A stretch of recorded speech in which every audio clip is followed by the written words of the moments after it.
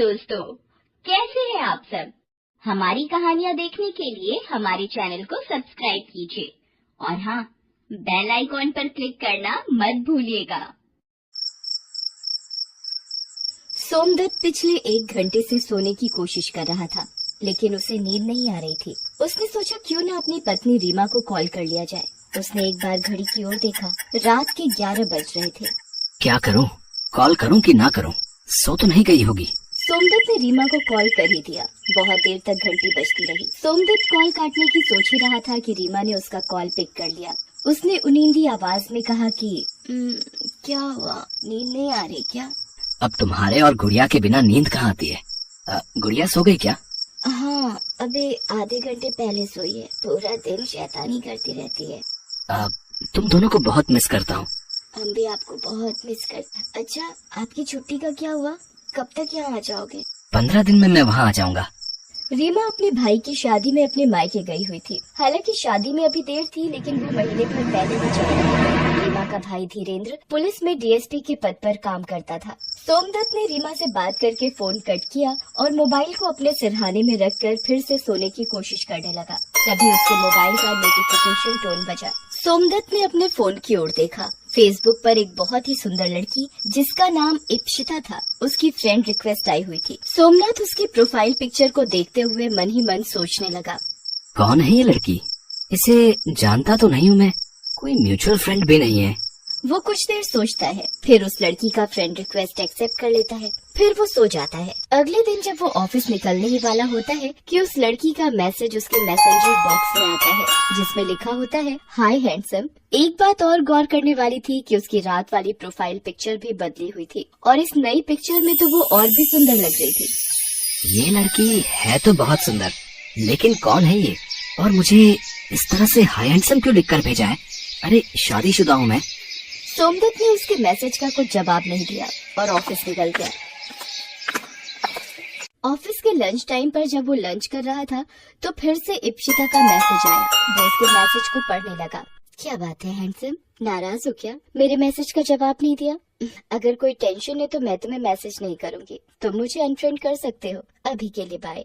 बार बार इप्शिता जैसी सुंदर लड़की के मैसेज आने से सोमदत्त का मन थोड़ा डोल गया। उसने मन ही मन सोचा कि किसी लड़की से बात करने में क्या बुराई है। ऑफिस में भी तो कितनी लड़कियां हैं, वो सभी से बात करता ही है। ये सोचकर वो इप्शिता के मैसेज का जवाब टाइप करने लगा।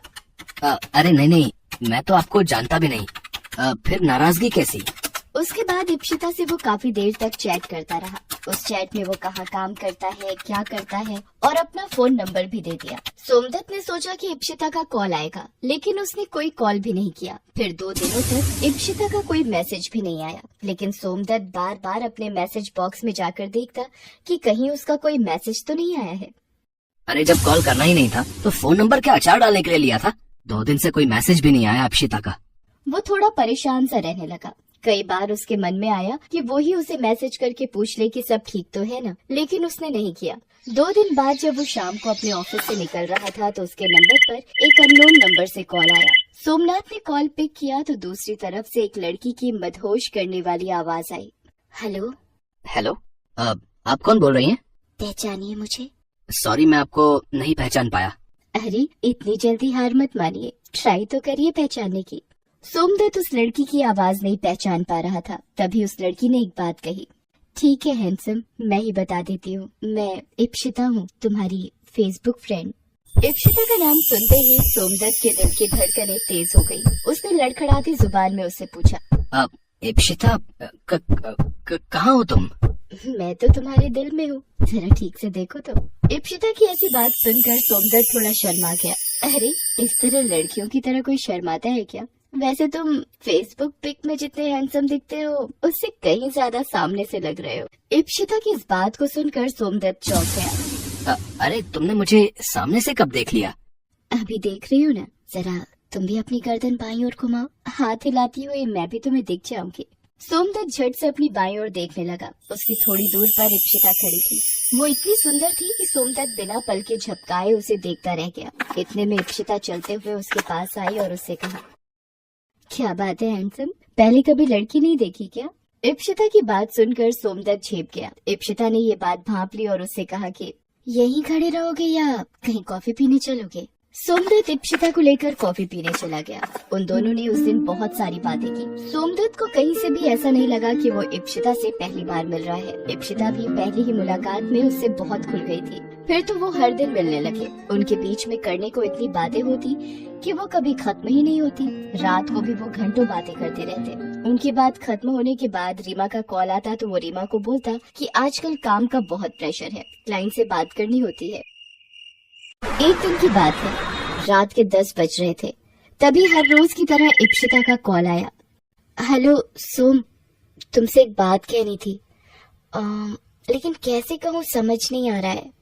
लगता है तुम मुझे अपना नहीं समझती, तभी बोलने में संकोच कर रही हो। अरे नहीं नहीं सोम, तुमसे ज्यादा अपना तो मेरा कोई नहीं है। तो बोलो क्या बात है। उसके बाद इप्शिता ने सोमदत्त से कहा कि आज उसके घर में कोई नहीं है और उसे रात में अकेले में डर लग रहा है। अगर तुम इस समय आ सकते हो तो आ जाओ। सोमदत्त सोच में पड़ गया। क्या हुआ, नहीं आ सकते? अच्छा रहने दो, मैं मैनेज कर लूंगी।